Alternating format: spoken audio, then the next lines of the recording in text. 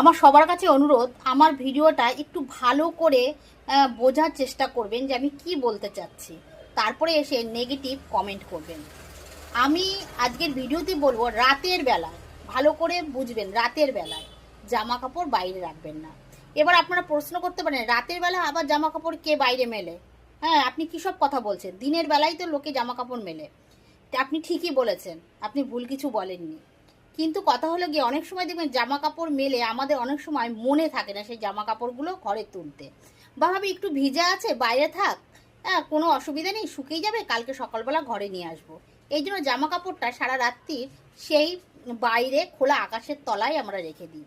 দেখুন, আমাদের সংসার যেমন ভালো কিছু আছে, যেমন ভগবান আছে, তার উল্টো দিকেও কিন্তু শয়তান কিন্তু আছে। আর হাওয়া হাওয়া আমরা চোখে দেখি না ঠিকই, কিন্তু সেই হাওয়ার মধ্যে ভালো বাতাসও আছে, খারাপ বাতাসও আছে। সেই খারাপ বাতাস কিন্তু রাত্রিবেলা চলাচল করে। আর একটা দিক, যারা বিজ্ঞানকে খুব মানে তাদের উদ্দেশ্য বলছি, দিনের আলোয় সূর্যের আলোতে অনেক ধরনের ব্যাকটেরিয়া কিন্তু মেরে ফেলে, কিন্তু রাতের বেলা সূর্য আলো যেহেতু থাকে না, সেই ব্যাকটেরিয়াগুলো কিন্তু বিরাজমান হয়ে যায় রাতের বেলায়। সেই জীবাণুগুলো আপনার সেই জামা কাপড়ের মধ্যে প্রবেশ করতে পারে। এবার আপনারা বিজ্ঞানের দিক মানবেন না আপনি আধ্যাত্মিক দিকটা মানবেন, সেটা আপনার উপর নির্ভর করে। তাই জন্য কখনো জামা কাপড় রাত্রিবেলা বাইরে রাখবেন না।